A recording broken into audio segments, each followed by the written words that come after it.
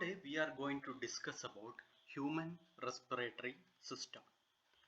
So the act of inhaling and exhaling air in order to exchange oxygen and carbon dioxide is defined as respiration. ഇപ്പോൾ respiration എന്ന് പറഞ്ഞു കഴിഞ്ഞാൽ the act of inhaling air inhale ചെയ്യുക അതുപോലെ air exhale ചെയ്യുക for the exchange of oxygen and carbon dioxide. Oxygen ഉള്ളിലേക്ക് എടുക്കുക, carbon dioxide പുറന്തള്ളുക. ഇതാണ് റെസ്പിറേഷൻ എന്ന് പറയുന്ന ഒരു ടേം ഡിഫൈൻ ചെയ്തിരിക്കുന്നത്. There are two types of respiration in human. One is internal and the other one is external. Internal respiration ഉം external respiration ഉം ഉണ്ട് in the case of human beings. Internal respiration is the exchange of gases between bloodstream and nearby cells.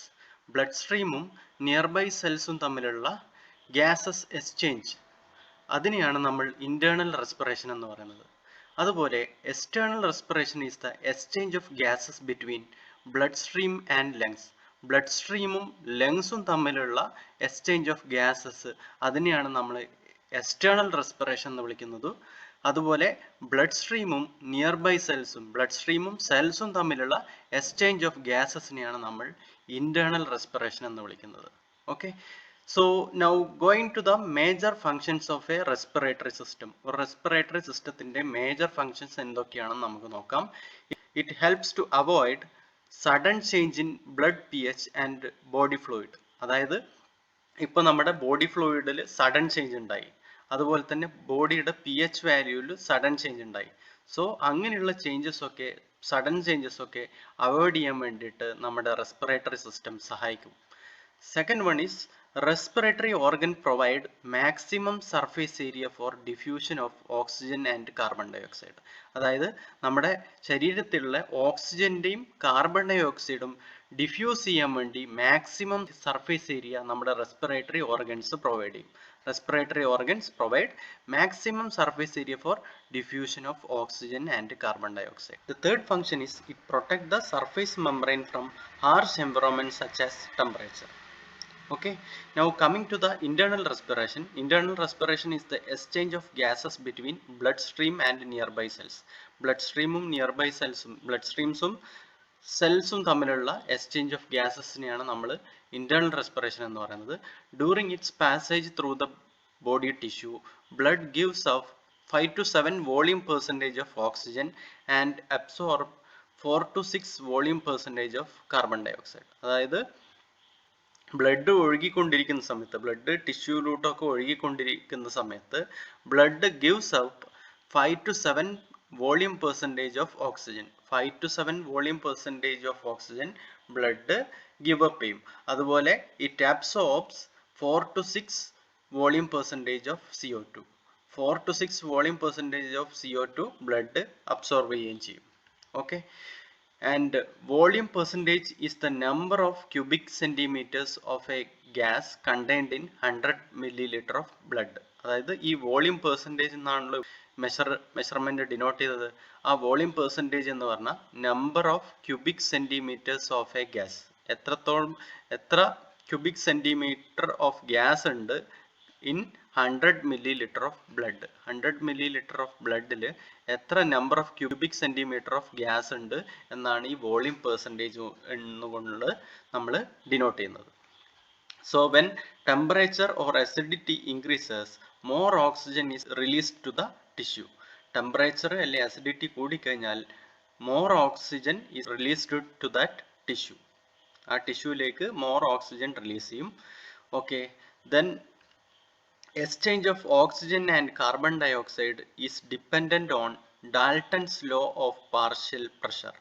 അതായത് നമ്മുടെ ശരീരത്തിലെ exchange of oxygen അതുപോലെ carbon dioxide is dependent on Dalton's law of partial pressure. എന്താണ് Dalton's law of partial pressure? അതായത് different mix of gas ഉണ്ടാവുന്ന സമയത്ത് total pressure എന്ന് പറഞ്ഞാൽ is the sum of partial pressure of individual gas.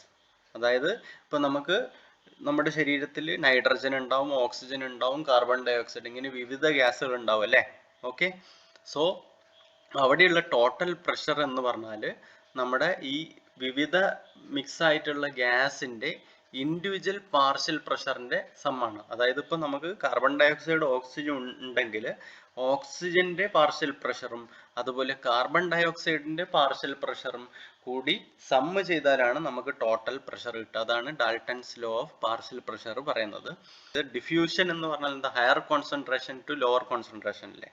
അപ്പോൾ oxygen higher concentration ആണ് ഇവിടെ blood കാപ്പിലറീസിൽ, അതുപോലെ ലോവർ കോൺസെൻട്രേഷൻ ആണ് സെല്ലുള്ളത്. സോ ഈ ബ്ലഡ് കാപ്പിലറിയിൽ നിന്ന് ഈ സെല്ലിലേക്ക് ഓക്സിജൻ മൂവ് ചെയ്യും. ഓക്സിജൻ മൂവ് ചെയ്യുന്നതിന്റെ ഓപ്പോസിറ്റ് ഡയറക്ഷനിലായിരിക്കും കാർബൺ ഡയോക്സൈഡ് മൂവ് ചെയ്യുന്നത്. So O2 moves into the cell. Similarly, carbon dioxide is moved out of the cell as partial pressure of carbon dioxide is more in body cell. അതായത് body സെല്ലിൽ partial pressure of carbon dioxide more ആയിരിക്കും, അതേ അവസരത്തിൽ blood കാപ്പിലറിയിൽ partial pressure of oxygen more ആയിരിക്കും. So oxygen blood സെല്ലിലേക്കും വരും, carbon dioxide തിരിച്ച് കാപ്പിലറിയിലേക്ക് പോവുകയും ചെയ്യും. അതാണ് ഈ ഡയഗ്രം ഇവിടെ കാണിച്ചിരിക്കുന്നത്. അതായത് ഇവിടെ RBC ബ്ലഡ് സെല്ല് നിങ്ങൾക്ക് ഇവിടെ കാണാം. 100 millimeter ഓഫ് HG ആണ് ഇവിടെ ഉള്ളത്. ഓക്കെ, 100 millimeter ഓഫ് HG ഇവിടെ ഉണ്ട്. അതുപോലെ ഇവിടെ നിങ്ങൾ നോക്കുകയാണെങ്കിൽ ഇതാണ് നമ്മളെ ബ്ലഡ് സെല്ല്. ഈ ബ്ലഡ് സെല്ലിൻ്റെ ഉള്ളിൽ പാർഷ്യൽ പ്രഷർ ഓഫ് ഓക്സിജൻ എന്ന് പറഞ്ഞാൽ 30 millimeter HG ആണുള്ളത്. 30 millimeter HG ആണ് ഇവിടെ ഉള്ളത്. സോ ഓക്സിജന്റെ ഹയർ കോൺസെൻട്രേഷൻ RBCയിലും ലോവർ കോൺസെൻട്രേഷൻ എവിടെയാണ്, ബ്ലഡ് സെല്ലിലാണുള്ളത്. ഈ RBCയിലുള്ള ഓക്സിജൻ എങ്ങോട്ടേക്ക് മൂവ് ചെയ്യും, നമ്മുടെ ബ്ലഡ് സെല്ലിലേക്ക് മൂവ് ചെയ്യും. കാരണം ഇവിടെ ലോവർ കോൺസെൻട്രേഷൻ ആണ്, ഇവിടെ ഹയർ കോൺസെൻട്രേഷൻ ആണ്. സിമിലർലി കാർബൺ ഡയോക്സൈഡ് നിങ്ങൾ നോക്കുക, ഇവിടെ ബ്ലഡ് സെല്ലിൻ്റെ ഉള്ളിൽ 50 millimeter HG ആണുള്ളത്. അതുപോലെ RBCയുടെ ഉള്ളിൽ 40 millimeter HG ആണുള്ളത്. സോ കാർബൺ ഡയോക്സൈഡ് പുറത്തേക്ക് ഈ RBCയിലേക്ക് പോകും. Now coming to external respiration, it is the exchange of gases between lungs and stream. ലങ്സും സ്ട്രീമും തമ്മിൽ gases exchange നെ പറയുന്നതാണ് external respiration. It include inspiration of 79% of nitrogen, 20.96% of oxygen, 0.04% of carbon dioxide, and expiration of 79% of nitrogen, 17% of oxygen and 4% of carbon dioxide. അത് നിങ്ങൾ നോക്കുക, nitrogen വന്നത് തന്നെ തിരിച്ചു പോകുന്നുണ്ട്. അതുപോലെ ഓക്സിജൻ നിങ്ങൾ നോക്കുക, 20.96% വന്നു, തിരിച്ച് എക്സ്പിറേഷനിൽ പോകുന്നത് 17% മാത്രമേ ഉള്ളൂ. അതുപോലെ കാർബൺ ഡയോക്സൈഡ് 0.04% ആണ് വന്നത്, തിരിച്ചു പോകുന്നത് ഏകദേശം 4% ആണ്. ഓക്കെ, സോ ഓക്സിജന്റെ മീൻസ് പെർസെൻറ്റേജ് ഇവിടെ കുറഞ്ഞു, കാർബൺ ഡയോക്സൈഡിന്റെ പെർസെൻറ്റേജ് ഇവിടെ കൂടി. എക്സ്പിറേഷൻ സമയത്ത് കാർബൺ ഡയോക്സൈഡിന്റെ പെർസെൻറ്റേജ് കൂടി, ഓക്സിജന്റെ പെർസെൻറ്റേജ് കുറഞ്ഞു. Now coming to the human respiratory system. Human respiratory system is made up of many organs such as nose, nasal cavity, pharynx, larynx, trachea, bronchi and a pair of lungs. ഇത്രയാണ് നമ്മുടെ human respiratory systemത്തിലുള്ള organs. In that major function ആർക്കാണ്, lungs are the main respiratory organs where exchange of gases takes place. നമ്മുടെ gases exchange എവിടെയാണ് നടക്കുന്നത്, ലങ്സിലാണ് നടക്കുന്നത്. The major function of nasal cavity is to moisten, warm and trap dust particles. അതായത് air നിന്ന് വരുന്ന dust particles ഒക്കെ trap ചെയ്യുക, എന്നിട്ട് എയറിനെ നോസ്ട്രിൽസിലൂടെ കടത്തിവിടുക. അതാണ് major function of nasal cavity. The nasal cavity opens behind the pharynx. ഇതാണ് നമ്മുടെ nasal cavity. Nasal cavity is opening behind the pharynx. Pharynx is a common passage for both respiratory and digestive system. It leads into the larynx. ഇവിടെ pharynx നിങ്ങൾ നോക്കുകയാണെങ്കിൽ നിങ്ങൾക്ക് കാണാം, it is common for both respiratory and digestive. Pharynx is extended to larynx എന്ന് പറയുന്നു. pharynx extend ചെയ്ത് വരുന്നതാണ് larynx. Okay, pharynx is a common passage for both the respiratory and digestive system. It leads into the larynx, and larynx is also called as voice box. It lies at the top of trachea. A pair of vocal cords are there inside the larynx. അപ്പോൾ ഈ pharynx കഴിഞ്ഞിട്ട് extend ചെയ്ത് വരുന്നതാണ് larynx. അത് നമ്മുടെ ഈ trachea എന്ന് പറയുന്ന ട്യൂബ് ഉണ്ടല്ലോ, ആ ട്രക്കിയയുടെ ടോപ്പ് മോസ്റ്റ് പാർട്ടിലാണ് ഈ ലാരിങ്സ് ലൊക്കേറ്റ് ചെയ്തിരിക്കുന്നത്. അതിൽ ആണ് നമ്മുടെ വോക്കൽ കോഡ്സ് ഒക്കെ പ്രസന്റ് ആയിട്ടുള്ളത്. A pair of vocal cords are there inside the larynx. When air passes through the larynx, vibrations are produced in the vocal cords and it results in production of sound. അതായത് നമ്മുടെ ലാരിങ്സിലോട്ട് air pass ചെയ്ത് കഴിഞ്ഞാൽ അവിടെ vibration ഉണ്ടാവുകയും ആ vocal code vibrate ചെയ്യുകയും ചെയ്യും. As A result it will be producing sound. It is also known as wind pipe. ആ ഒരു വോക്കൽ കോഡിനെ നമ്മൾ വിൻഡ് പൈപ്പ് എന്നും പറയാറുണ്ട്.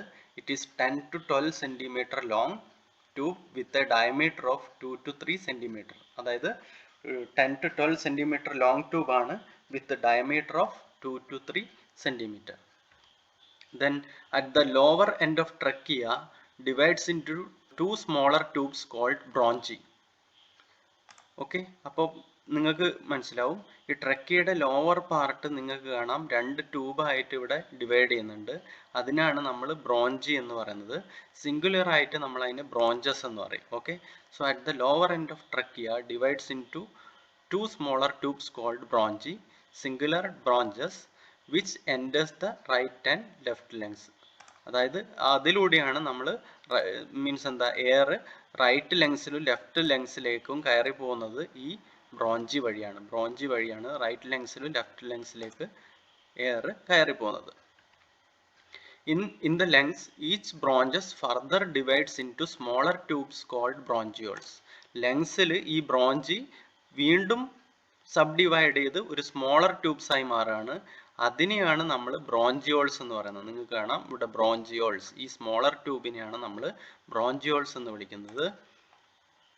Then at the end of each bronchiole there is present a cluster of tiny and thin walled sacs called alveoli. അതായത് ബ്രോഞ്ചിയോളിന്റെ എൻഡിലായിട്ട് ഒരു cluster of tiny and thin walled sacs, ഒരു തിൻ വാൾഡ് സാക്സ് പ്രസന്റ് ആണ് ഈ ബ്രോഞ്ചിയോളിന്റെ എൻഡിൽ. അതിനെ നമ്മൾ പറയുന്ന പേരാണ് ആൽവിയോളി. അതിനെയാണ് നമ്മൾ ആൽവിയോളി എന്ന് പറയുന്നത്. Then each alveoli is surrounded by a network of very fine blood capillary. ഈ ആൽവിയോളി, ഈ പറഞ്ഞിരിക്കുന്ന ആൽവിയോളി is surrounded by small bundle of blood capillaries. In humans, a pair of lungs is present in the thoracic cavity. These are called right lung and left lung respectively. Okay, then ഈ figure ഇപ്പോൾ നമ്മൾ കണ്ടു. Then ഇതാണ് നിങ്ങൾക്ക് കാണാം ഇവിടെ, ഇതാണ് നമ്മുടെ ആൽവിയോളി എന്ന് പറയുന്നത്. ഇവിടെയാണ് നമ്മളെ ആൽവിയോളി, ഈ ടൈനി സാക്സ്, അതിനെയാണ് നമ്മൾ ആൽവിയോളി എന്ന് പറയുന്നത്.